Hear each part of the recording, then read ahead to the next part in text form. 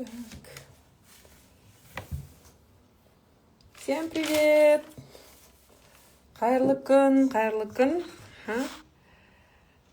Кішкене 1 минутқа жетер-жетпес қосылып алайық. Бүгін күн күшті болып тұр, күн жарқырап тұр. Атырауда вообще күн күшті болып тұр. Бүгінгі эфирімнің қонағы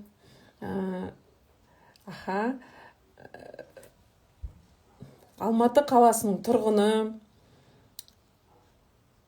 настоящий азамат жігіттің бірі. Қазір сол жігіттің историясын тыңдауға бәріміз бірге тыңдайық. Мен ол жігіт туралы почти ештеңе білмеймін. Мен ештеңесін тықылдап ештеңе сұраған жоқпын. Барлығын осы эфирде сұраймыз, сіздермен бірге естеймін деп шештім. Ал енді мен соңғы кезде өзіме былай сұрақ қоямын да, көп сұрақ қойып жүрдім. Неге салмақты ер азаматтар инкрузды таңдайды деген. Енді сол сұрақты қойсам, маған мынадай жауап келді. Бүгінде бизнес әлемінде трендтер өзгеруде. Шынымен солай ғой да, неше түрлі трендтер өзгеріп жатыр. Бұрынғы 2010-15 жылдар, даже 20 жылдағы трендтер жайлап потихонечку қалып жатыр. Егер бұрын круиздік саяхат тек демалыс ретінде қабылданса, қазіргі таңда серьезный азаматтар бұл индустрияға үлкен бизнес платформа ретінде қарап отыр екен. Оның бірнеше бір себептері бар. Ер азаматтар цифрдың адамы. Оған енді келісетін шығарсыңдар. Және бір себебі, олар круиздік индустрияның миллиардтаған айналымы бар нарық екенін көріп отыр.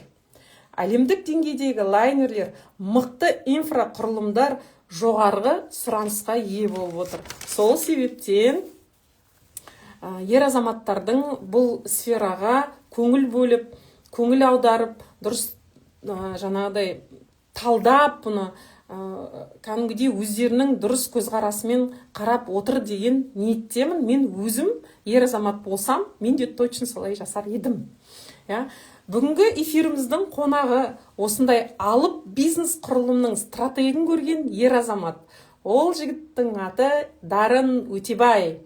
Дарын қарапайым ауыл баласы. Халықаралық қатынастар және әлем тілдері университетінің туризм мамандығын 2007 жылы бітірген екен. Түркия мемлекетінде тағылымдамадан өткен. 2008-2010 жылдар аралығында әскер қатарында болып, 2012 жылдан бастап шетелдің мұнай компаниясында 9 жыл қызметте болған екен.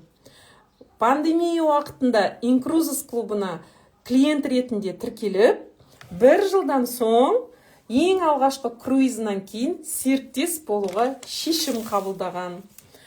Ал жалдамалы жұмыстан толықтай бас тартып, инкрузистің бизнесіне көшкен екен. Парсы шығанағының елдері Жапония, Корея, Европа, Африка бағыттары бойынша 4 круизде болған. Командасында 7 тим-лидер, то есть 7 безоплатные членства бар, 4 маркетинг директор бар. Командасы қазіргі таңда Қазақстан, Өзбекстан мемлекеттерінде тарап жатыр екен. Ал енді Дарын Өтебай қарсы алайық. Дарын, маған запрос жібердің бе? Так, қарап жүрейін. Так, Пери, привет, Досик, привет. Дарын, маған запрос жібере қоясың ба? Мен жерден көрмей отыр.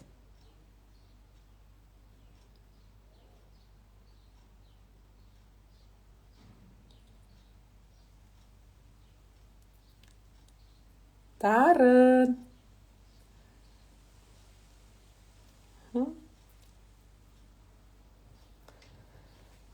Такс. Помахать.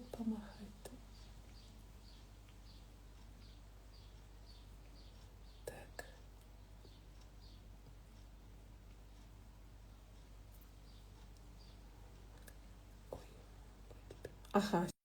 Қазір қостым. Методым тыкыне үйреніп жатырық осының бәрін. О, Дарын, привет! Қайырлы күн, қайырлы күн. Қайырлы күн, қайырлы күн. Сән Үй, бердік. жаным сол. Әйтеуір шығып бірдеңені шығып қостың сен. Иә, А, батысша жатқаным ғой, сән бердік деп. сән бердік, біздікілер сән бердік дейді. Қалайсыздар? Рахмет, бәрі жақсы. Өздеріңде Алматы жақ күшті ғой, бәрі жақсы ғой. Аллаға шүкір, бәрі. Отлично. Мгм. Дарын, мен сені енді өзіңнің автобиография дейді ма, соны күшті етіп әдемілеп таныстырып бердім. Енді мен осыдан артық ешқандай білмейді екенмін сен туралы. Мен лично сенен ештеңе сұраған жоқпын. Я өзіңнің маған кеше бір адамдар шықты. Мына жігіттің семьясы бар ма екен? Мен айтамын, как это семьясы обязательно болатын шығар енді, мен сұрамаппын деп. Ал интересно, семьяң туралы, неше бала шағаң бар да? Сол неше жастасың, соны айтып кетесің ба ең бірінші? Негізі енді жаңа эфир басталмай тұрып өзіңіз қысқа да нұсқа бір биографиямды айтып кеттіңіз. Иә, мен осы бизнеске 2021-де келген клиент ретінде. Енді мұнда эфирде отқан адамдар кез келген біздің айналамызда шақырып жүрген адамдарымыздың, туған туысымыз, достарымыздың арасында да әлі күнге сенбейтін адамдар баршылық. Негізі мен де сондай адамның бірі болғанмын. Менің жоғарғы мені шақырған досым Руслан, қазір ұлттық директор рангінде, 2 айдай уақыт мені шақырып жүрді. 2 айдай. Мен Русланға сенген алғашқы адаммын негізі. Ең бірінші командасына тіркелген бірінші адаммын. Партнерлар жағынан да, клиент жағынан да алғашқы адаммын. Солай сенбей, тек адамды қолдау үшін кірген адаммын. Енді адам, біз пенде болғандықтан біз енді әлсізбіз ғой негізі. Алла тағала бізді көркем етті және әлсіз етіп жаратқан. Әлсізбіз, үнемі біреудің қолдауына біз мұқтажбыз. Мен соны сездім да, досымды қолдайын, жарайды. Сенбесем де, енді мынандай түсінік болды, ай сайын $100 қайда кетпей жатыр деген әңгіме ғой. Солай жарайды досым деп, мен қолма-қол ақшаны алып келіп алғам ғой бүйтіп. Міне мен ақшам бар, долларым бар, тіркеленді. Сөйтіп жүріп тіркелген адам болатынмын. Енді оның да қызық тарихтары бар. Сол кезде пандемия уақытында өзі бір адамдар сондай күйге түсіп қалдық қой, мынау қалай болады өмір ары қарай.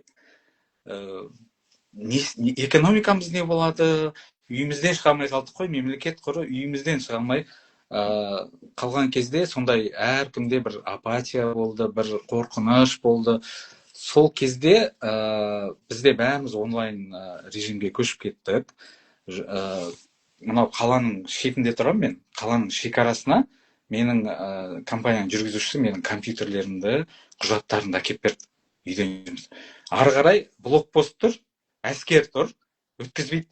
Блокпостқа дейін келіп, анықтама көрсетіп, мына адамға, мына адам менде мынандай лауазымда жұмыс істейді, мен заттарын беріп жатырмын деп көрсетіп, компьютерлерімді алып, үйден жұмыс істеуге кеткен кезім ғой. Енді Аллаға шүкір, одан бірте-бірте босата бастады. Бірақ онлайнда біз отыра бердік. Сол кезде маған ойыма неше түрлі жоспарлар келді, не істеуге болады ары қарай, қай бағытта қозғалмақ керек деген сияқты. Өйткені енді қарадық, компанияның да мұнай компаниясы болғаннан кейін ол тапсырыс берушіден, яғни тендер өткізетін компаниялардан тікелей байланысты. Оның кірісі, тендер бар ма, ақша бар, тендер жоқ па, ақша жоқ дегендей. Көптеген тендерлер кері қайтарып алынды, келісім шарттар бұзылды, өйткені ешкім білген жоқ ары қарай болашақта не болатындығын. Сол кезде маған ой болды, менің қазір өмір сапам, кірісім, табысым мына бір компанияға байланысты болып тұр.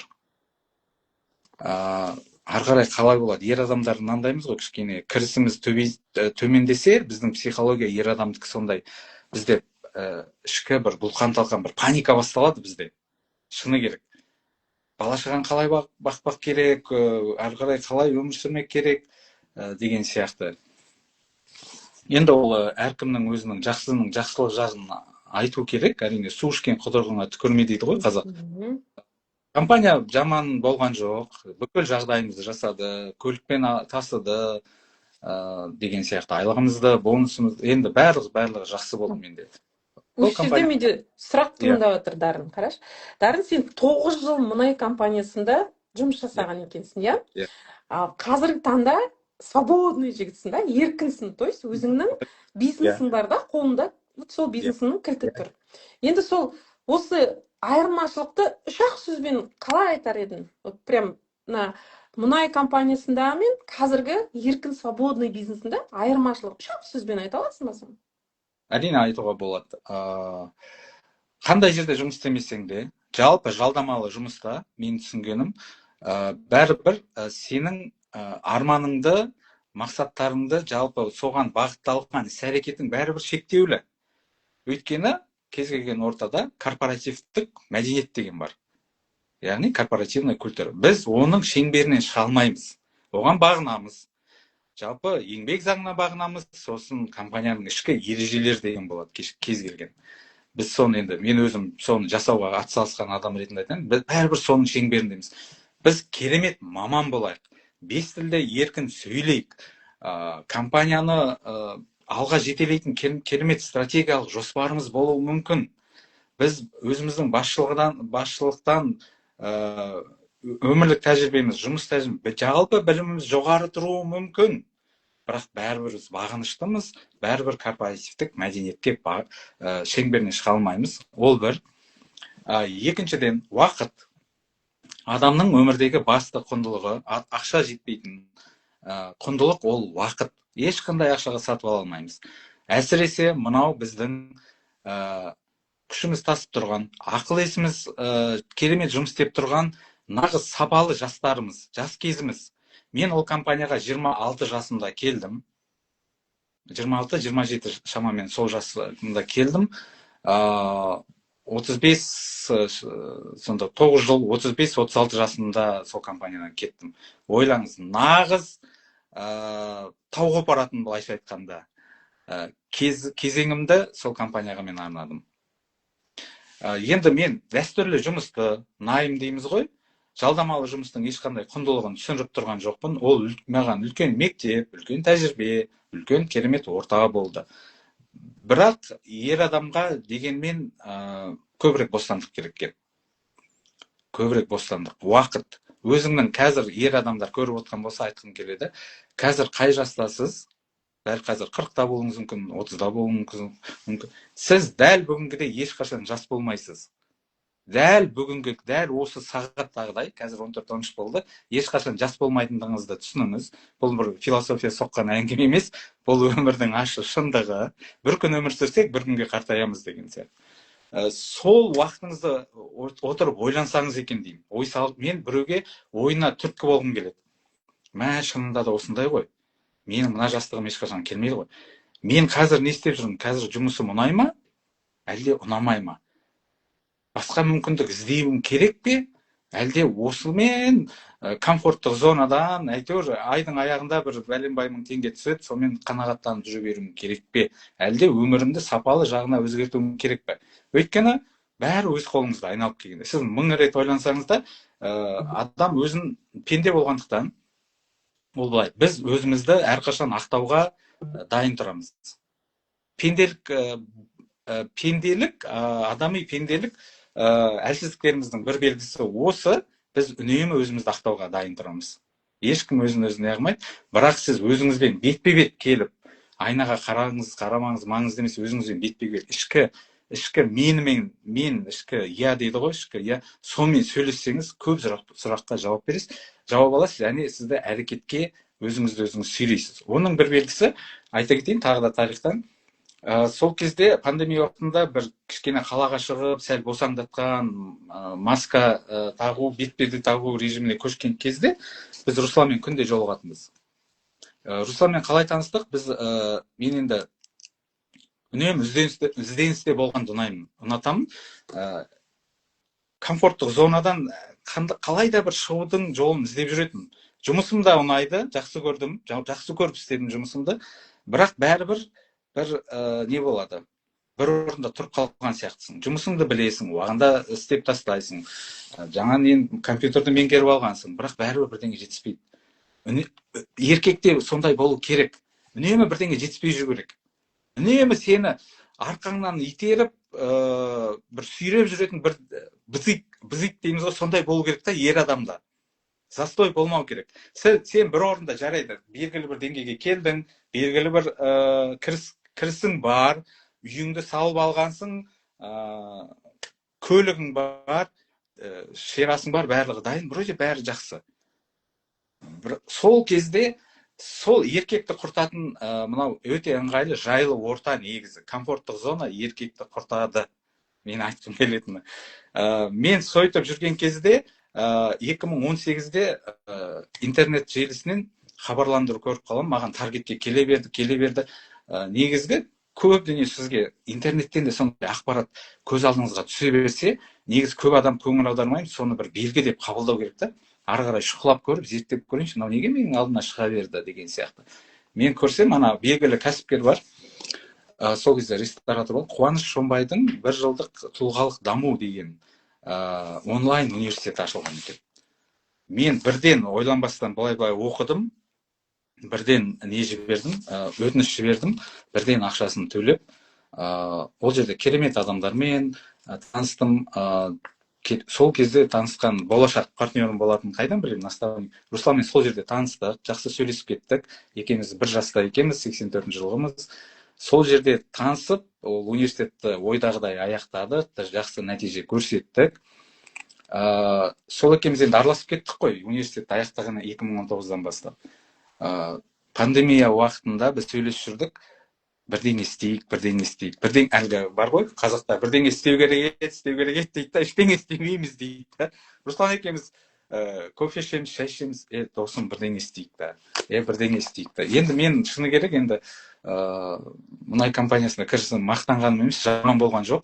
Азды көпті бір жинап қойған бір қаржым болды. Енді соны іске асыру ғой ойым. Соны дұрыс бағыттау. Соң кейін айтам ғой, менде осыншама біраз ақша бар. Руслан айтады, менде де бар. Бірдеңе істейік. Не істейміз? Түркиядан бірдеңе алайық. Машина, көлікпен айналысайық. Қытайға бар. Айналып кет. Бәрібір шекара жабық қой дейміз да. Өзіміз ақталымыз. Бәрібір шекара жабық қой, не істейміз? Сөйтіп жүрдік. Сол күн бір күні Руслан келді, кездестік. Сол кезде айтады ғой, мен керемет адамдармен таныстым дейді. Керемет адамдармен таныстым. Мен ана адамның білгің келсе көзіне қара дейді ғой, көзінде көп ақпарат болады негізі. Көзіне қарасам, Русланның көзі жанып тұр дейді. Көзі жанып тұр, көңіл күйі өте керемет жігіттермен таныстым. Сен де таныстырайыншы дейді. Жақсы, мен таныстыққа ешқашан қарсы емеспін, көрейік. Сөйтіп, Павел Ли деген қазір Интер халықаралық директор рангына қол жеткізді өткен айда. Сол кісінің дыбыс жазу студиясы бар, жұмыс істейтін студиясы бар. Сол жерге келді, енді ол кісі композитор, музыкант қой. Сол жерге келіп, сол кісілермен таныстырды. Ол кісінің өзі маған алғаш презентация берген сол кісі болатын, Руслан емес, Паша Ли маған презентация берген. 2 рет презентация алдым ол кісіден. Сөйтіп жүріп, ортаны көріп, досымды қолдап, ортаға да келген адамын, досымды қолдауға да келген адамын. Мен өмірде адамдардың жолы болғыш болады, кейбір адам менің жолым болды деп ойлаймын, бұл компанияға кіре сала, қалай? Өйткені мен жақсы ортаға келдім. Мықты, жақсы командаға келдім. Сол жаңағы бірдеңе істеу керек деген дүние ақырын Құдай жетелеп осы қарта алып кетті ғой, сөйтсем. Қысқасы осы, комфорттық зонадан шығу керек деп жолын іздеп жүріп, мен осы компанияға келдім. Отлично.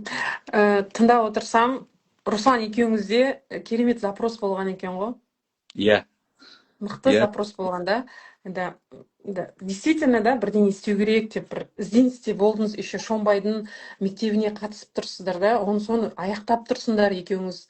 Иә. Бұл да үлкен мектеп негізі, өте күшті. Сіздің әңгімеңізді тыңдап отыра бергім келіп тұр. Прям енді қараштарын, сен жаңа мен оқығанда парсы шығанағында, Европада, жаңағы Африка мемлекеттерінде болғансың, иә, Жапония, Кореяда болғансың. Любишь саяхаттауды. вот прям күшті саяхатты жақсы көреді екенсің, жаның сүйеді екен. Енді көп жігіттер былай айтады ғой да. Мысалы мен естідім, лично өзім естігесін, сол сұрақ маған қазір келіп жатыр. Көп жігіттер былай айтады, еркекке саяхаттап жүру жараспайды, жұмыс істеу керек дейді. Ал осыған не айтасың, оларға не айтасың сен өзіңнің тарапыңнан? Енді бұл кішкене біз жалпы ер адамдар стереотип деген дүниеге көп көңіл аударып қалған халықпыз негізі.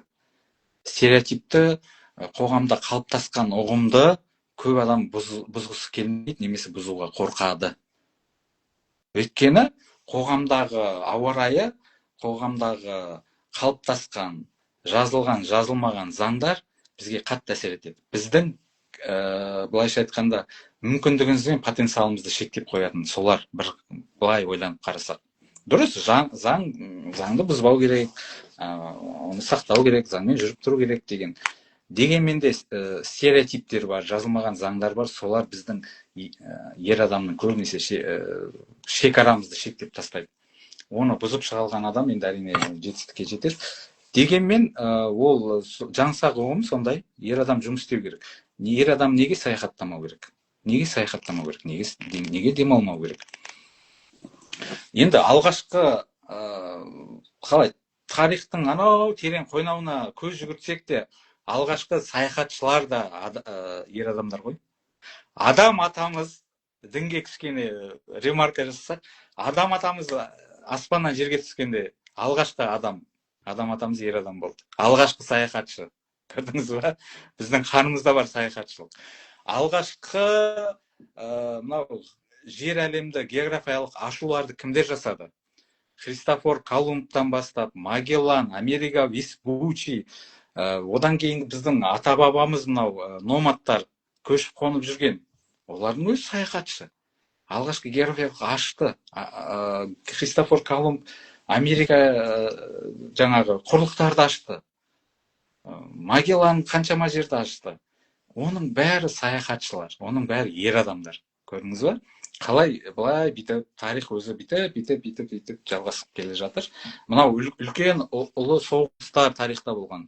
Үлкен жорықтар, Александр Македонскийдің мынау Орта Азияға дейін келген тарихта дәлелденген. Соның бәрі саяхат. Мысалы, қарасаңыз. Сондықтан ондай стереотиппен мен келіспеймін. Ер адам саяхат жүріп те ақша таба алады. Супер. Келесіде маған бір еркектер осылай айтып жатырса, осы жауапты берем конкретно. Или осы эфирді тыңдашы деп жіберем осы эфирді кәдімгідей. Енді дарын менде мынадай сұрақ тағы да. Опять же, көп еркектер. Почему-то көп еркектер осылай айтады. Еркек дей бердік қой енді, бірақ солай болып тұр енді. Бұл бизнесті, қазіргідей, желілік бизнес қой енді, қалай еді, олай еді. Әйелдердікі дейді. Әйелдердікі деп ойлайды, айтады. Просто ойлап қоймайды, олар айтады ғой еще дейтін. Бұл әйелдердікі деп та.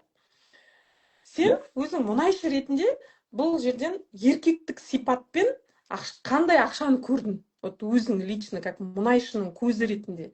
Нені көрдің осы жерден? Қалай сипаттап бере аласың? Осы әйелдердікі емес деп мен дәлелде деп отырған жоқпын. Дәлелдің қажет жоқ бұл жерде, я?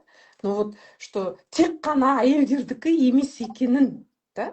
Бұл бизнестің, желілі бизнестің.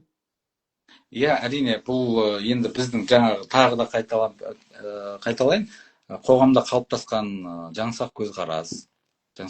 Неге? Өйткені ол шынымен де солай, еркектердің солай ойлауын мен былай ақтап алар едім бұл жерде еркектерді. Ақтап алар едім, өйткені айналамызда қарайық. Қанша мен аттарын атамайық, жарнама жасамай қояйын. Бірақ айналамызда көптеген желілік бизнестер бар. Атақты, тарихы 50 жылдан, 60 жылдан асатын желілік бизнестер бар. Қазақстан нарығына баяғыда кіріп қойған. Солардың айналасында жұмыс істеп жүрген, солардың өнімін ұсынып жүрген, қызметін сатып жүрген кімдер бізде? Әйел адамдар. Содан кейін сондай пікір қалыптасты. Желілік бизнеспен не жол болмаған еркек немесе тек қана әйелдер айналысады деген. Мысалы, көптеген семинарлар өтеді. Өзіміздің бизнесті алайықшы, инкурсивтағы алайық, ары бармай-ақ қояйық. бізде енді айтар едім 60-70% шамасында әйел адамдар. Жалпы енді қоғамымыз солай, бізде демографиялық жағдай солай, бізде әйел адамдар саны көбірек дейді статистика. Соған сенсек. Сондықтан енді олардың ойлауы бұл жерде заңдылық.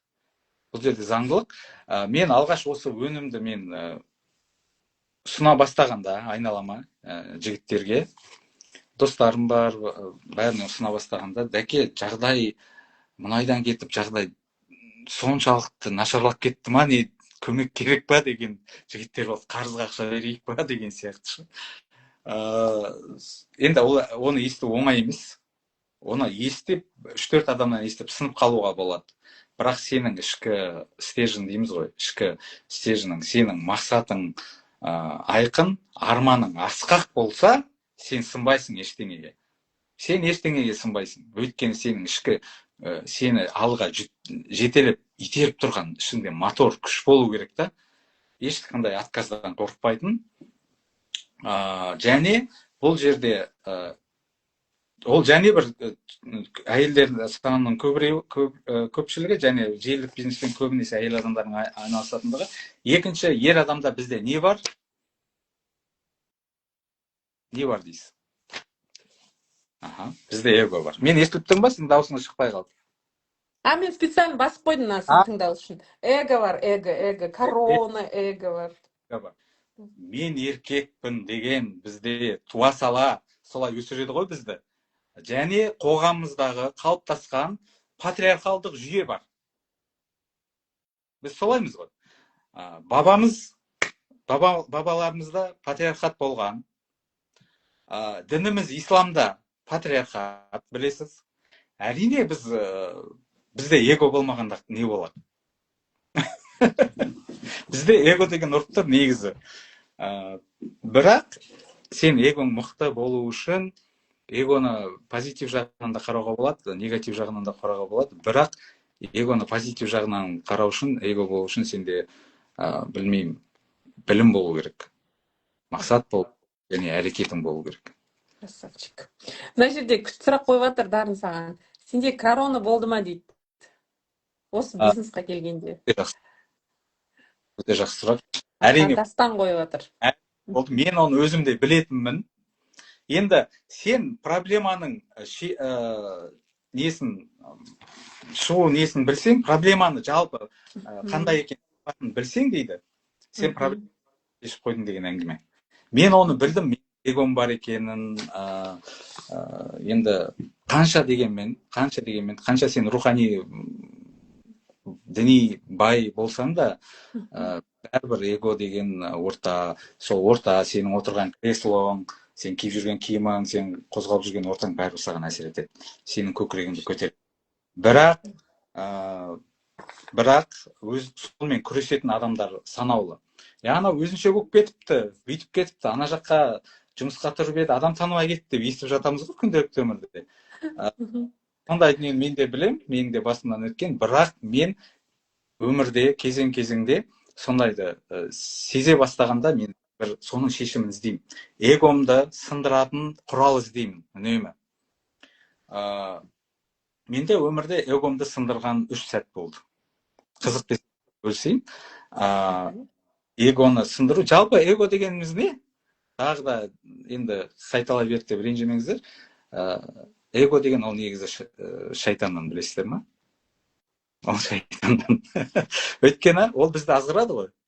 Оның қызметі сол, 24/7 бізді азғыру, адал жолдан тайдыру. Біздің көкірегімізді көтеріп, анаған бүйтіп жауып жер, анаған менсінбе, ол сенің теңің емес деп бізді 24 сағат обработка жасайтын ол шәкең деген дүние бар. Ол оның қызметі, ол және Аллаға беріп қойған уәдесі бар. Қиямет күніне дейін сенің құлдарыңды азғырып, адал жолдан тайдырып өтем деген уәдесі бар да. Енді оған еріп кетуге болады, ермей онымен күресуге болады. Мен 3 сәт болды, соны сындыруға тырысқан. Біріншісі, мен алғаш әскерге барғанда эгомды сындырдым. Енді ол жерде қаласаң да, қаламасаң да сенің эгомды сындырып тастайды. Екінші, Қуаныш Шонбайдың жаңағы, мен оған, ол мені жасы кіші жігіт менен, Қуаныш, бірақ мен оны ұстаз деп мойындаймын.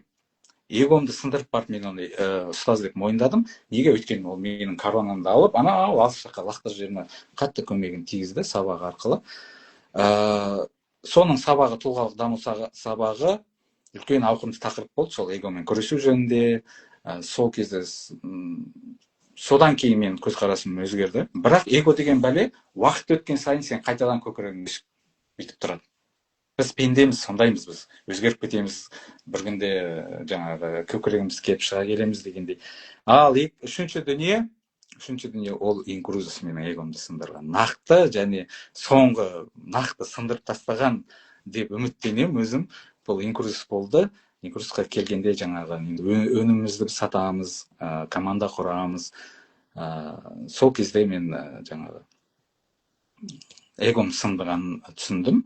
Бұрынғыдай менде қазір қорықпаймын, анау мен туралы не ойлап қалады, жаман ойлап қалады, жағдайым соншалықты түсіп кетті, сен желілік бизнеспен айналысып кеттің ба деген ойлайтынын білемін, бірақ мен ол ойдан алдын ала не қыламын да, қорықпаймын. Елдер, мысалы, көп елдердің мынандай ішкі қорқынышы бар, елдер мен туралы не ойлап қалады деген. Көп ойлап, мен шындықты айтайын ба? Елдер біз туралы ойламайды. Елдер бізге бәрібір деп қарайды, айналасына. Досыңыз болсын, тек ата-анаңыз ғана сізге олай қарай алмайды, қалған бәрі бізге бәрібір, елге бәрібір. Ал біз ел не ойлайды, ойбай деп өзіміз шектеп, сөйтіп өз ойымыздан өзіміз таяқ жеп жүреміз, ал ел ойламайды негізі, шынында да. Сондықтан бұл бизнесті қорықпай ер адамдар жасау керек. Стереотиптен, қоғамдық шектеулерден, қалыптасқан қате ұғымдардан арылуымыз керек та, нәтижеге жеткіміз келсе. Сондықтан ер адам саяхаттау керек. Ер адам ақша табу керек. Саяхаттай жүріп ақша таба алсаңыз, қабілетіңіз жетсе. Вообще круто деші. Ол топ. Вообще күшті. Так, мына жерде Дарын күшті сұрақтар қойылып жатыр екен да. Мұнай саласында қызмет атқарып жүрген кезіңде саяхат дәл қазіргідей қолжетімді болды ма дейді. Иә. Қолжетімді болды да? Ол шығып жүрдің да, постоянно шетелге. Жоқ, қолжетімді болды, бірақ мен шықпаған адаммын. Білесіз ба? Ну, ол жерде бізге саяхаттауды, жоспарлауды үйреткен жоқ қой ешкім? Ешкім жоспарлауды үйреткен жоқ. Әрине, өзім туризм мамандығын бітірсем де, мен қаламен кеткен адамның кезінде. Бірақ өмір солай айналып бірнеше жыл, 20 жылдан кейін келіп, мен өзімнің қайтып салам алып келді. Адам ақшасы көп болса да, аз болса да саяхаттамауы мүмкін. Ақшасы жеткілікті болса да саяхаттамауы. Оның бір мысалы менмін. Себебі орта ғой. Орта тоже влияет же. Иә. Мен айтайын ба, мен сол компанияда жүргенде 4 жылда бір рет қана еңбек демалысын алған екенмін. Еңбек 4 жылдамын. Қайда саяхат дейсің? Қайда саяхатты жоспарлау дейсің? Иә. Надо же. Ер адамдар жаңағы эгодан қорқамыз және тәуекелден қорқамыз. Негізі комфортты зона тәуекелшілдікті жояды ғой біздің кеудемізде. Тәуекелшілдік. Өйткені дұрыс бәрі өз бақытымен, өз ақысымен жүріп жатқан сияқты. Тәуекел бір дүниені өзгерткіміз келмейді, әсіресе ер адамдар. Енді көп естимін, мен командамда әйел адамдар өте көп қой, сондықтан олар айтады, жолдасым жаңағы қарсы болып аласың, бәрі мен тауып жатырмын ғой, жұмысың бар ғой, тыныш жүре берсе былаяқта барамыз ғой деген әңгімелер да. Көп адамдар біз өзіміз шектейміз, өзіміздің миымыз шектеулігіне қарамай соны біреуге артып қоямыз ғой. Онда біреуді де шектейміз біз өзіміз негізі. Сондықтан енді тәуекелшілдікке көп бару керек ер адам әсіресе өмірде. Енді Құранда да жазылған Әли Имран сүресінде тәуекел етіңдер, Алла тәуекел етушілерді жақсы көреді дейді. Көрдіңіз ба? Сол Құрандағы мені қолдайды Алла тағала. Ол жақсы көреді бізді тәуекел еткенде. Сол Құрандағы сүрелерді әйелдер көп оқып, көп над этим поработали, значит, көп әйелдер тәуекелшіл ғой, шыны керек. мүмкін көп оқып және қойған сияқтымыз сол сүрелерді біздер минный поледа жүретін біздер ғой негізі әйелдер в основном часть. иә иә А, өз-өзін мақтап отырған жоқпыз, как әңгіме ашығын айтып жатырмын негізі. мақтау да керек. Иә. А енді жаңағы күшті өзіңді тыңдап отырмын да, керемет, прям андай мықты мотиватор екенсің. Андай жайлы өзіңнің спокойствиеңмен адамға жақсы жеткізеді екенсің. Енді мен сені тыңдап отырып, андай күшті уже нелер кетіп жатыр да менде. Армандарым кетіп жатыр, уже мен жазам, мен қазір отырамын да оның бәрін сызам, жазам да. Именно сен сияқты Руслан, Ерболат, күшті сол Паша сияқты жігіттер, да, сондай өздерінің ата тектерінің мықты ресурстарын киген ер азаматтар, мен действительно андай азаматпын дейтін елдерге пайдасы тиетін ер азаматтар. Тек жалғыз сендердің жанұяларыңа емес қой бұл пайда дейтін, былай қарасаң да, сендер елдерге, біздің қазақ азаматтарына, біздің қазақтың жігіттері мен қыздарын қаншама жанұяға өте мықты дұрыс, прям дұрыс, қалай өмірдің салты дейді ма, да, саяхаттап жүріп табыс табу жақсы. Енді табыс таппай ақ қойшы, бәрібір табыс табады деген ол нереальный зат та, бұл жерде бәрібір ол жасамайды оны. Но хотя бы бір жыл конкретно жұмыс жасадың ба, 12 айың, бір айың ішінде демалғанда саяхатқа шықсашы деп жатыр қой. Дұрыс айтасың. Сол ғой. Бизнес әрине бизнес жасап кету бұл компанияда сондайлық қиын емес, бірақ сондайлық та оңай да емес. Пропорция ғой бұл жерде. Сондайлық та оңай емес дейтін, сен егер дұрыс командаға келсең, дұрыс ортаға келсең, сенің жұмыс жасауың жеңілдейді. Өйткені мен осы жерде Майкл Хатчинсонның бір неде BBS-те айтқан, сахнада тұрып айтқан сөзі есімде. Білесіздер ма дейді, біздің компания саяхат туралы емес дейді. Мен сол кезде отырып ойландым, қалай саяхат? Біз не сатып жүрміз деген сол сәтте. Біздің компания ақша туралы емес дейді. Мен ойлаймын, мынау не айтып тұр? Не айтып жатыр? Біз ақша табу үшін, ранктен ранкқа өсу үшін жүрген емеспіз. Біздің компания қарым-қатынас туралы деді. Сол сөз маған қатты өтті. Біздің компания қарым-қатынас туралы.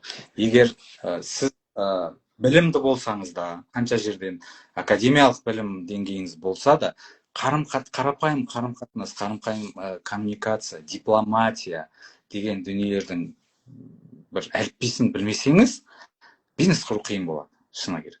Сондықтан емес бұрын кішкене, біріншіден мақсатын айқындау керек, екіншіден эгомен күресу керек, үшіншіден коммуникацияны дұрыстау керек, қарапайымдылау болуға және дұрыс орта, дұрыс команда таңдай алу керек.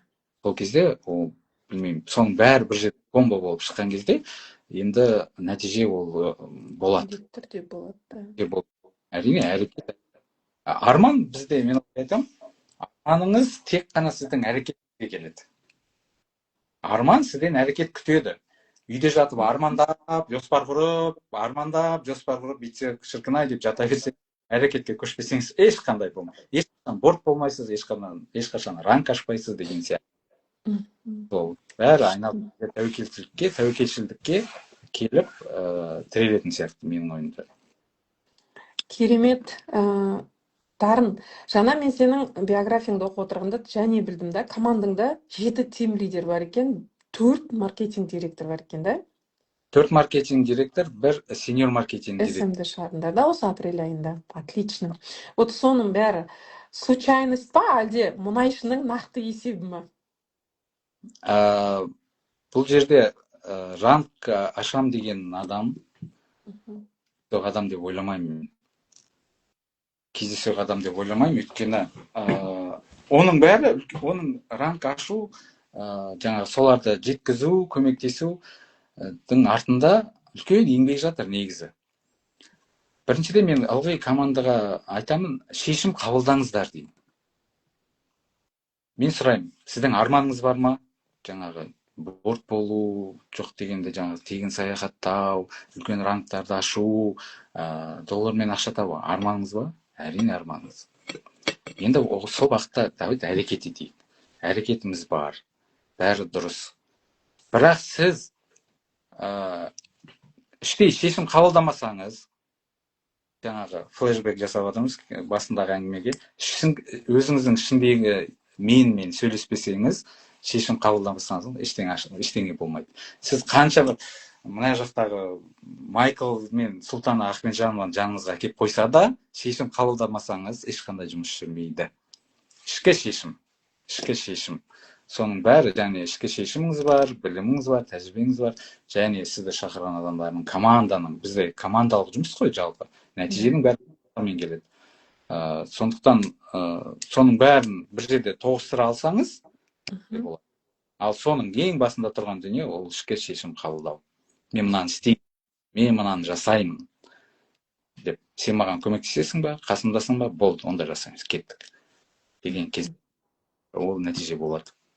Енді ол жаңағы әрине белгілі бір рангқа келе жатқанда стратегия құрылады, жоспар құрылады, сандар жазылады. Айналым, тауар айналым жасаймыз ғой, соның бәрін санаймыз. Нақты есеп. Нақты есеп ол керек бұл жерде. Бұл жерде математика қатты. Соның бәрін мына жерде сұрақтар қойыпты, иә? Сіз қандай рангтесіз дейді да? Қандай рангтесіз дейді сіз? Мен қазір senior маркетинг рангіндемін. Просто осы май айында региональный директор рангын ашам десеңші. Өткен айдағы енді оборотым енді ол ешқандай құпия емес, айта берейін. Өткен сәуір айының тауар айналымын 20 мыңмен жаптық. Жаңа айналым дейміз ғой, жаңа новый товар. Ол менде ұлттық директор рангіне дейін кетті. Жетпей қалды, бірақ мен өзіме бұл жерде ер адамдарда болатын және бір холодный расчет деген бар. Мен ашам, айбай деп далбасалап жүгіре бермей, нақты сандарға қарап, нақты цифрмен есептеп, так, мен қанша жүгірсем де, өлсем де, тірілсем де мынаны аша аламын ба? Так. Бірақ сенің кей кезде ішкі ұрып тұрған мақсатыңмен сенің сандарың сәйкес келмей қалуы мүмкін. Сандарың екеуі бір тілде сөйлескенде саған нәтиже келеді. Мен қарадым, мен сәл тартпай тұрмын мына жақтан. Мен қарадым да, менің тікелей Ақжарқын деген қыз senior маркетингке келіп жатты. Мен фокусымды сол жаққа бұрдым. Өзімнен алып, мына жаққа бұрып жібердім. Супер. Сол жаққа бұрдым, өйткені менің сандарыма қарадым, сандарым тартпай тұр. Окей? Ситуацияны жібересіз. Оборотыңыз керемет, 19 мыңнан асты. Бір қарасам, 15 мың болды, 16 мың болды, 17 мың болды, 18 мың болды, 19 мың болды. 20 мыңнан 20 мың 200-ға келгенде ары қарай тұрып қалдым. Қарадым да, жоқ, одан да мен мына жаққа көмегімді берейін деп, жаңағы командама көңілімді бұрдым.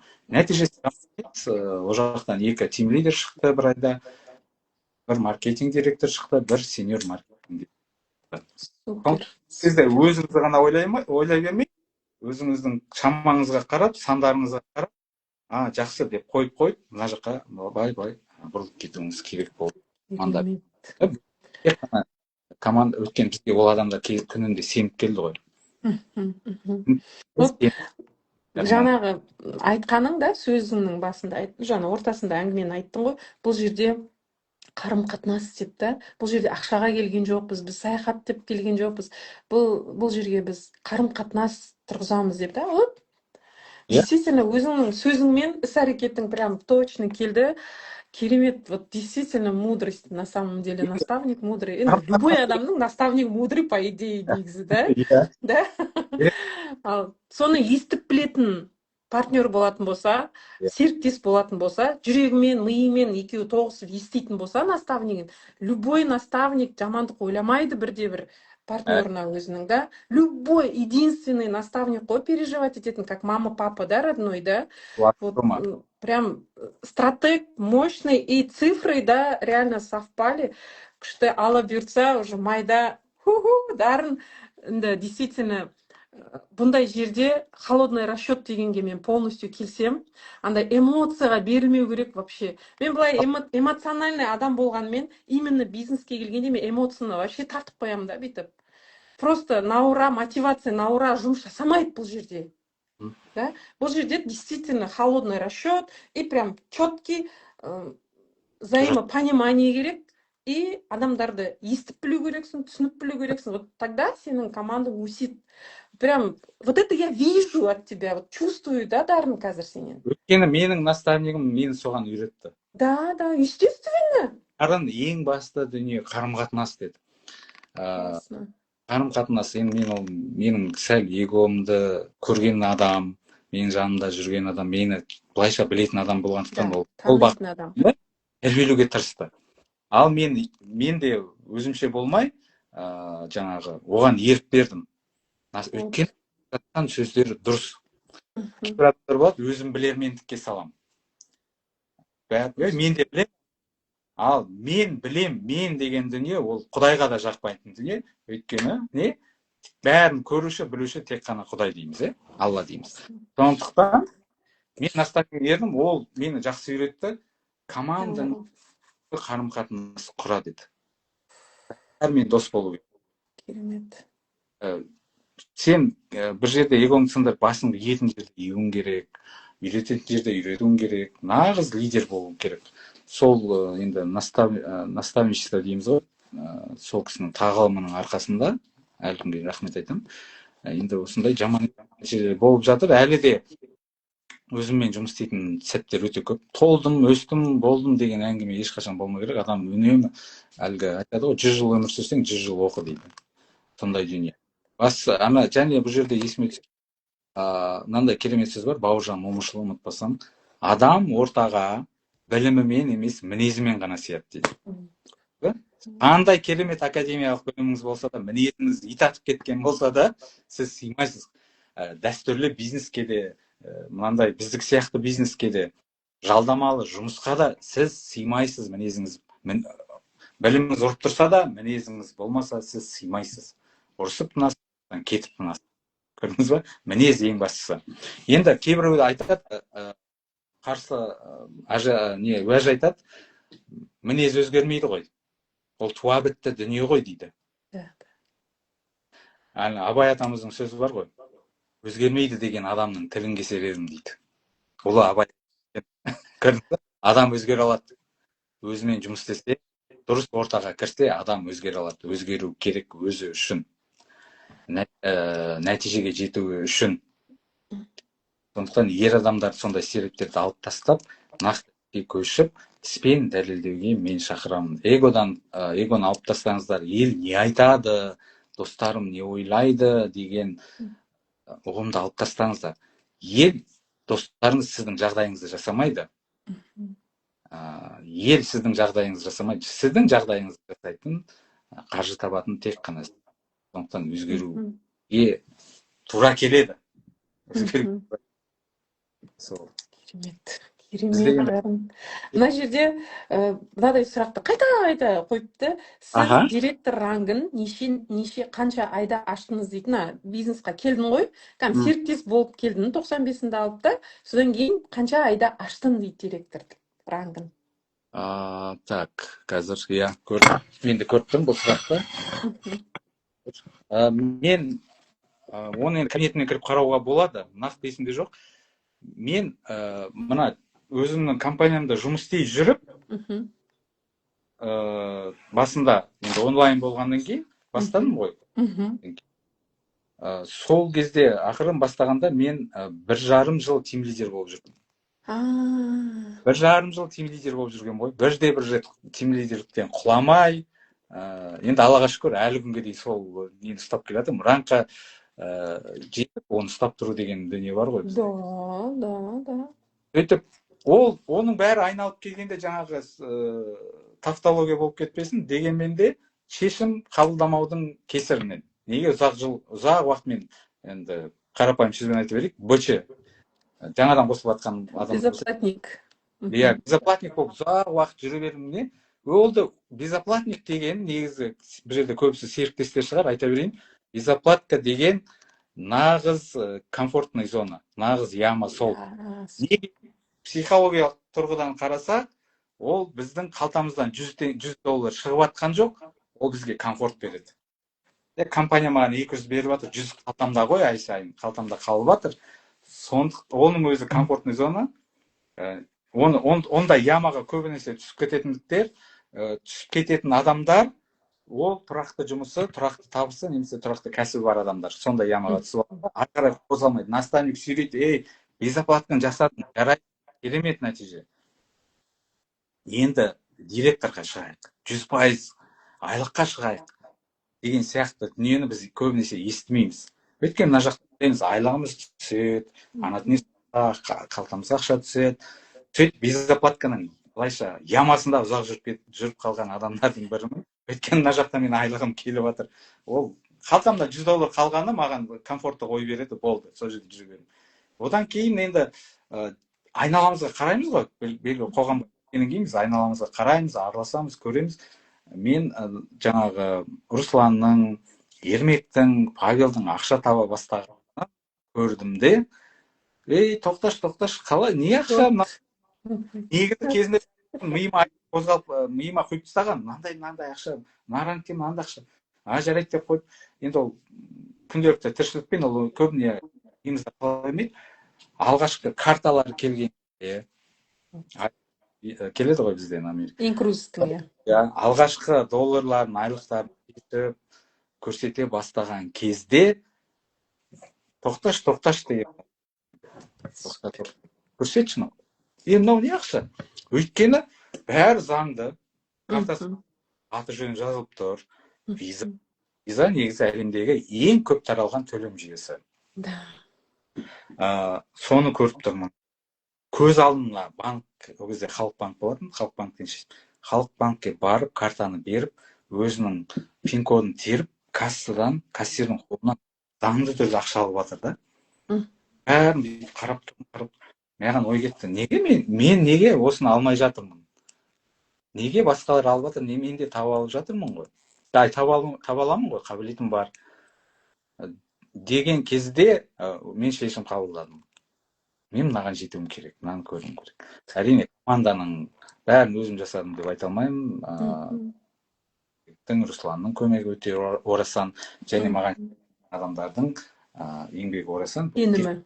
Сенімі, командалық жұмыстың нәтижесінде 2022-де ұмытпасам, 23-де ма, 22-де ма, сол рангқа, маркетинг директор рангына қол жеткіздім. Ол рангты Аллаға шүкір құламадым. Бізде мынандай сөз бар, әлгі қоғамда сөз бар ғой, билікке жету қиын, билікті ұстап тұру орта. Бізде сондай. Рангқа жеттің ба, оған дейін белгілі еңбек тер төктің ба, рангты ұстап тұру үшін оны 2 есе жасайсың. Өткен айдағы еңбегіңді 2x2 жасайсың. Сонда сен рангыңда қаласың да.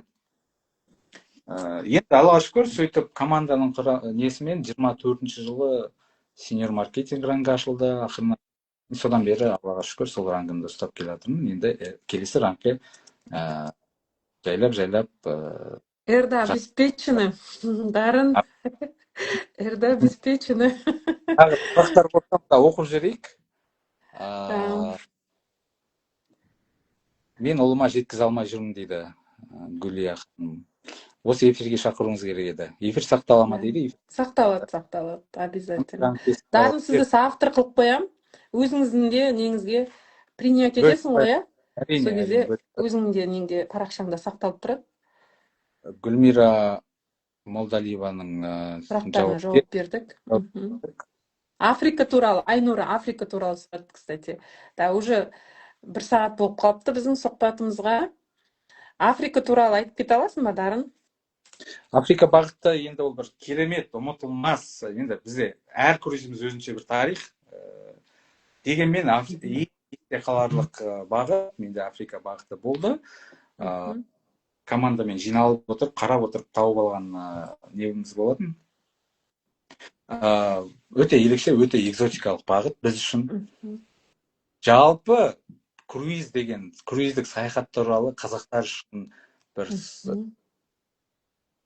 не емес, жаңа дүние. Неге жаңа дүние? Өйткені географиялық тұрғыда біз әлемдік су бассейніне шыға алмайтын мемлекеттердің біріміз. Бізде Каспий теңізі бар, бірақ ол жабық, жан-жағынан 5 мемлекетті қоршап жатыр. Сондықтан круиздік саяхатты біз туғанымыздан, еуропалықтар, африкалықтар туғанымыздан бастап көріп үйренбегенбіз, дағдыланбағанбыз. Бір қорқынышты сияқты көрінетін, сондықтан да. Ал бүкіл бойынша ол үлкен бизнестің үлкен туризм деген индустрияның үлкен бір бөлшегі. Авиация, жаңа қонақ үй бағыты сияқты, сондай бір түрі. Бізге енді инкрузтың арқасында ол сөйтіп дамып керемет болып ғой, қазақтар көрмеген дүниені. Біз негізі керемет миссияны орындап жатырмыз. Кезінде мына дін таратушылар болды ғой, ислам дінін таратушылар, жаңағы христиан дінін таратушылар, жорығы дейміз. Олардың үлкен миссиясы болды ғой, жаңағы дін тарату. Пилигримдер дейді оны. Бізде де сондаймыз. Жақсы дүниені таратушымыз біз негізі. Яғни бұрын қазақта болмаған круиздік индустрияны Қазақстанға алып келіп біз таратып жатырмыз. Деп жатырмыз адамдар. Мына керемет дүниені көріңдер, барыңдар деп. Бұл енді оңай жұмыс емес негізі. Өте үлкен жұмыс. Әркім, әр директор, әр тимлидер өз деңгейінде керемет жұмыс атқарып жатыр. Біз өмірінде бірінші рет адамдардың круиздік лайнерден бұрын ұшаққа отыруына себепкер болып жатырмыз. Паспорт алуына деші, ең бірінші паспорт алуына себепкер. Өмірінде, біздің керемет паспорт алуына себепкер болып жатырмыз. Көрдіңіз бе? Керемет, негізі өте үлкен игі іс жасап жатырмыз. Сауапты іс жасап жатырмыз. Алла тағала енді Құранда да айтылған ғой. Алланың құдіретін сезіну үшін жер әлемді аралаңдар, саяхаттаңдар дейді. Вот, көруіміз керек. Және бір Хужрат сүресінде айтылады. Біз сендерді бір-бірлеріңді танып білулерің, түрлеріңді, тілдеріңді әртүрлетіп жараттық және халықтарға, руларға бөлдік дейді. Көрдіңіз бе? Барлық жауап сол 1400 жыл бұрын айтылып кеткен. Яғни оларды біздің қарасаңыз түріміз, нәсіліміз әртүрлі екені ақиқат. Тіліміз бөлек, дініміз бөлек, түріміз бөлек, руларымыз, халық әртүрлі.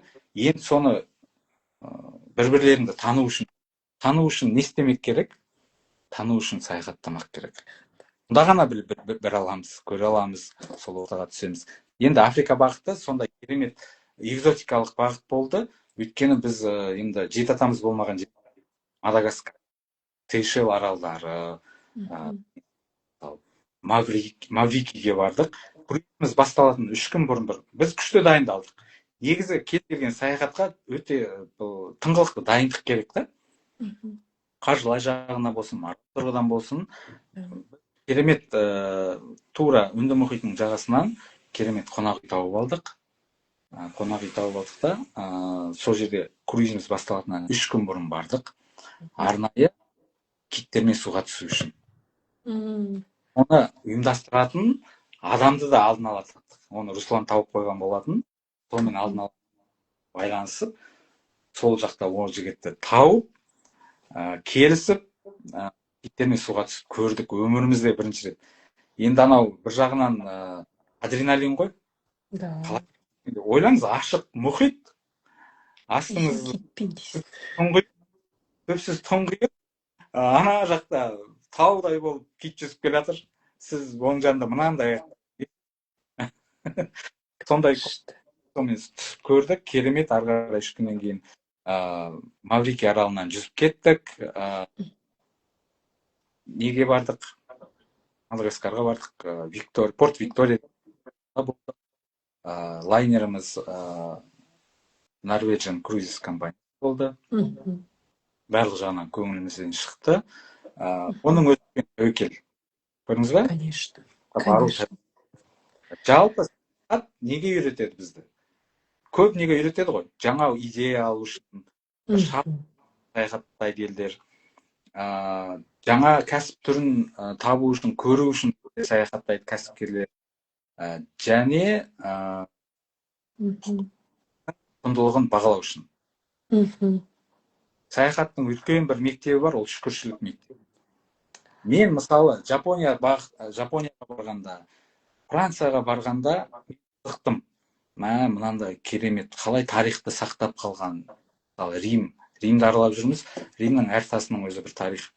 Біздің заманымызға дейінгі екінші ғасырда салған Колизейді көрдік, мысалы, өз көзімізбен. Ойлаңызшы.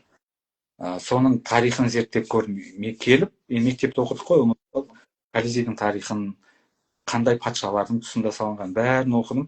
Енді соның бәрін сақтап отыр да, мен ойладым, неге біздің мемлекетте осындай дүниелерді сақтасақ, бізде мысалы Жапонияда болдық, керемет дамып кеткен деп, бізде де болса ғой деген арман, және басқа жаққа, әлемнің басқа бұрышына барасың, сен орныңа түсесің де шүкір етесің. Мен Мадагаскарға барғанда қатты шүкір еттім. Біз негізі керемет мемлекетте өмір сүріп жатырмыз. Анау жоқ дейміз, мынау жоқ дейміз, арызданамыз. Бірақ өте керемет, өте бай мемлекетте өмір сүріп жатыр екенбіз. Кедей мемлекет. Францияның бодауында уақыттар болған мемлекет. Енді армансыз араладық, жаяу да араладық, таксимен араладық. Өте кедей мемлекет. Өте экономикалық жағдайы. Тек қана туризмнен айтуға.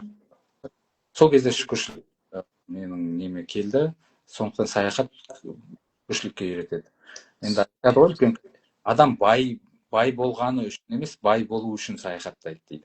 Бұл жерде байлық тек қана материалдық тұрғыдан емес, рухани баю, жаңағы дүниетанымның өзгеруі, шүкіршілік ету, өзіңнің мемлекетіңде, еліңде бар дүниені бағалай білу деген дүниелер осы бәрі саяхатта. Сен жолға шыққанда ғана көретін дүниең, саяхатқа шыққанда ғана көрмейсің, бәрін телевизордан, National Geographic бәрін көре бермейсің, сезіне бермейсің. Соны сен жолға шыққан кезде, сен жолға шық, жол сен өзі апарады. Бірақ сен жолдан тайма. Атақты шығыс ойшылы Румидің сөзі бар, мысалы. Сен жолға бірақ жолдан тайма. Және саяхаттың бір пайдасын айта кетейік, бұл критикалық ойлау жүйесін күшті қалыптастырады. Күшейтеді. Аз шектеулі уақыт ішінде тез шешім қабылдауға. Өйткені саяхатта қызығы да шыжығы да болып тұрады. Сондықтан айтқаным, дайындық керек, зерттеу керек, білу керек. Мысалы, біз Руслан екеуміз жүріп, Токионың метросында бірде адасып кеттік. Ал Токионың метросы, қарасаңыздар, Google-дан қарасаңыздар, әлемдегі ең қатты дамыған және өте көп салалы метроның бірі. Шым шытырған жерде, бірнеше қабат жердің астында өте үлкен қала, 40 агломерация халқын саны қоса есептегенде 40 миллиондай халық құрайды екен. Бір Токио. Енді сол жердің метросында түнгі бірде біз адасып кеткеніміз бар. Қонақ үйіміз қайда, біз қайда жүрміз білмейміз. Сол жерде мысалы сабырлыққа үйретеді, жаңа отырдықта тоқта, сабыр етейік, қайда, біз қай жақтан шықтық, қайда келдік деп жаңағы таблоларды оқып, елден сұрап, қазақ енді теге барған қазақ біз сөйтіп сұрай жүріп, бір 2 сағат, 3 сағаттың ішінде қонақ үйімізді тапқан жайымыз бар. Сондықтан ер адамдарға айтатын, саяхаттаңыздар, шығыңыздар, көріңіздер, мына әлем әр алуан, Алла тағаланың шеберлігі сондайлық, бір жерге ұқсатпай жаратқандығы. Мысалы, әлемде 8 миллиард адам болса, 8 миллиард түрлі түр бар, дауыс бар деген сияқты. Ал жерлерде сондай, бір-біріне қайталанбайды, ұқсайды. Соның кереметін біз көруіміз керек, аралауымыз керек, және өзіміздің ұрпақтарымызға, бала-шағамызға, әке-шешемізге көрсетуіміз керек. Сұрақтарды қоя беріңіздер, пікірлеріңіз болса жаза беріңіз. Керемет.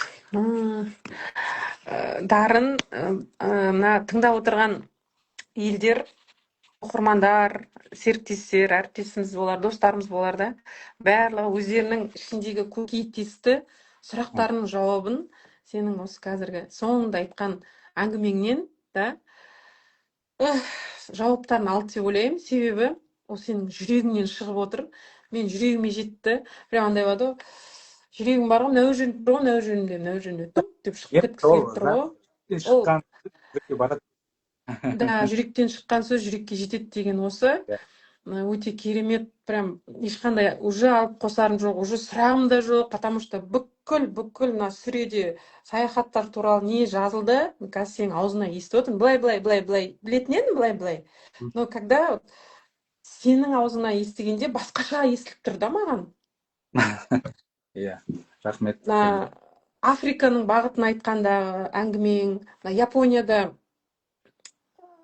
жаңа метрода адасқаның әңгімең да, сосын біздің саяхат, біздің клубымыз шүкіршілікке саяхаттап жүріп адамды шүкіршілікке үйретеді деген мама қатты тиіп кетті ғой кәдімгідей. Действительно, мен де шыны керек та, андай өкіріп жылағым келді ғой отырып. Шындап та андай ұсқыным бұзылып кетті бүйтіп қарап отырсам. Андай, потому что андай жүрекпен тыңдап отырғаннан кейін ол түріңе қарамайды екенсің уже. Дарын саған көп рахмет. Прям настолько сені қазір 1 сағаттың ішінде мен сені ішіңнен де сыртыңнан да танып үлгердім. Сыртың қандай көркем, ішіңде сондай көркем жігіт екенсің. Алла тағала сенің ата тегіңе ризамын, осындай ер азаматтардың бүйтіп сіздің текте келе жатырғанына.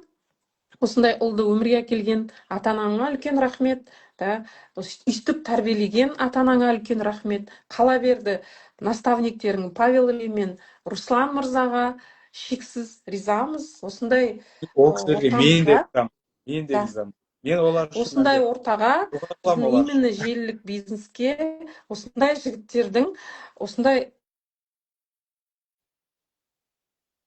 жігіттердің көп келуі біріне бірі себепкер.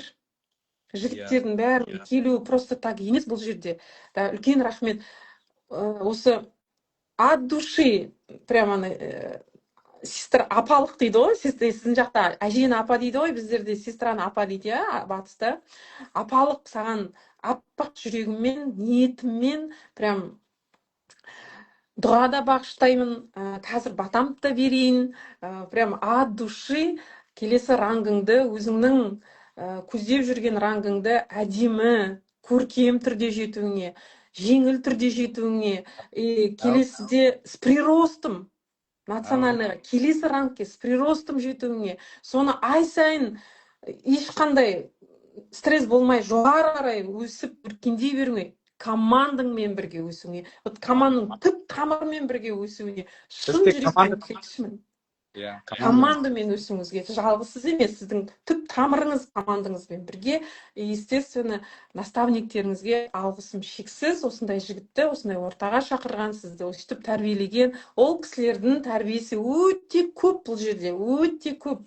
Прям қатты риза болып отырмын, маған осы эфирге қонақ болып келуге келісім бергенің үшін. Өте үлкен рахмет. Былай қарасам, бір-бірімізді танымаймыз, вообще не видели, сөйлескен де жоқпын. Просто бір звонок, просто бір смс жаздым, и все. И осы сенің ниетіңе, Аллах тағала бере берсін осындай ниетіңе.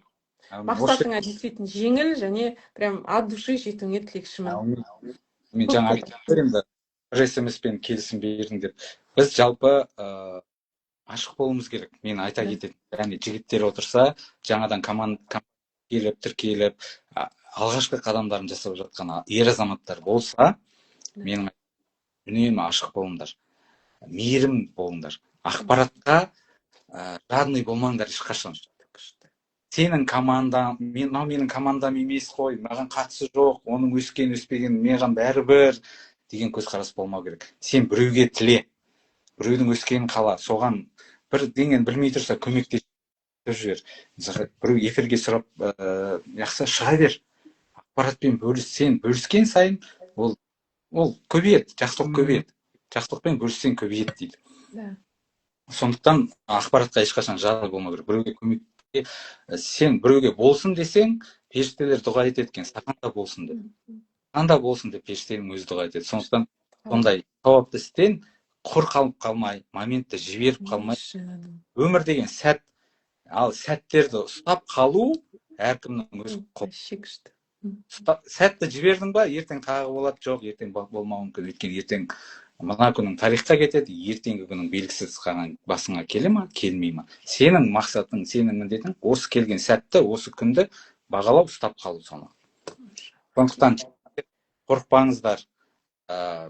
Бұл бизнесті тек әйел адамдар, нәзік жандылар жасайды деген бізде қалып кеткен стереотипті алып тастаңыздар. Наставниктеріңізбен, сізді компанияға шақырған лидерлеріңізбен, және сіз шақырған азды көпті команда болуы мүмкін, кішкентай болуы мүмкін, маңызды емес. Әрқайсысын бағалаңыз, әрқайсысын жақсы көріңіз, әрқайсысына уақыт бөліңіз. Енді оның бәрін тереңдей берсек уақыт жетпейді, әрине. Мен жалпылама айтқанда командаңыз сүйіңіз. Бірінші дүние, компания өнімін өзіңізге сатыңыз. Өзіңіз сатқан дүние басқа біреуге де сата аласыз, басқа біреуге де жеткізе аласыз. Бизнеске ат үсті қарамаңыздар. Ат үсті қарамаңыздар, немқұрайды болмау керек. Өйткені біз компанияға клиент болсын, серіктес болсын, кімді болсын шақырған кезде біз моральдық тұрғыдан жауапкершілік артуымыз керек. Мысалы, мен командамда 200-ге жуық адам болса, мен былай ойлаймын, мен 200-ге жуық адамға мен жауаптымын деп айтамын. Жауапкершілік адамда әрине ол өз ішімізде делегирование дейміз ғой, міндеттемелер бере жатамыз. Маркетинг директор сен мынаны істейсің, тим лидер сен. Ал жалпы сіз соның бәрін және олардың сыртындағы оларға келген адамдар бәріне жауапкершілік алуымыз керек. Сондықтан жауапкершіліктен қашпайық. Жауапкершіліктен қашқан адамда өсу болмайды. Және жігіттерге айтарым, жақсы қараңыз, дұрыс қараңыз, және патриархат орнатамын деп тырыспаңыздар. Бұл сіздің жекеменшік отбасыңыз емес. Және әр адамды тұлға деп таныңыз, онымен жұмыс істеңіз, өзгертуге, жақсы жағын өзгертуге тырысыңыз, және білім алыңыздар өздеріңіз. Білім алыңыздар. Басты мәселесі осы. Компанияға сеніңіздер, ақша деген көп, оны тек әрекетпен, іс-әрекетпен, мақсатпен, стратегиямен барып тек қана алып қалды болды. Керемет. Да, қандай да кімнің партнері дейсің да жігіт дейді. Руслан действительно мақтануға тұратындай жаңа жеке личный бизнес партнерың дарын. Действительно қазір бір сағаттың ішінде мощный сабақ болды. Мен үшін, личный өзім үшін мощный сабақ болды. Сабақ болды ғой кәдімгідей. Әр кездесу, әр сұхбат, әр осындай бір адаммен болса да жай сөйлесудің өзі сабақ қой. Оны ести алатын, жүрекпен қабылдай алатын ашық адам оны қабылдап, өзінің өміріне қолданса, нұр үстіне нұр болады деп ойлаймын. Дұрыс айтасыз. Дарын, ал енді вживую Алматыда или басқа жақта кездесетін болса, құшақ жая қарсылаймыз, бір-бірімізді құшақтасамыз. Прям келіңіз 17 мамырда. Алла бұйыртса. Бәріміз керемет. Көріп жасайық, құшақ жайып, жаңағы өзіңіз айтқандай. Сіздің де бөліскен ақпаратыңызға рахмет, уақыт бөлуіңізге, шақырғаныңызға рахмет. Өстіп, ел алдына шығудан қорықпай, ойыңызбен бөлісуге шақырғаныңызға рахмет. Өмірде көрмесек те, былай бір-бірімізге тілекші болып жүрейік. Сіз өсіңіз, сізге лидерлер келсін, мақсат айқын, арманы асқақ адамдар келсін. Біз адамдармен өсеміз, командамен өсеміз. Сондықтан тек қана сізге өсу тілеймін. Алла қаласа, ранкінде бір-бірімізді күтейік. Мен Эрдамын. Дарын қайдасың? Мен ұлттық директормын. Дарын қайдасың? Тез қуып жет деп. Күнге жетейік.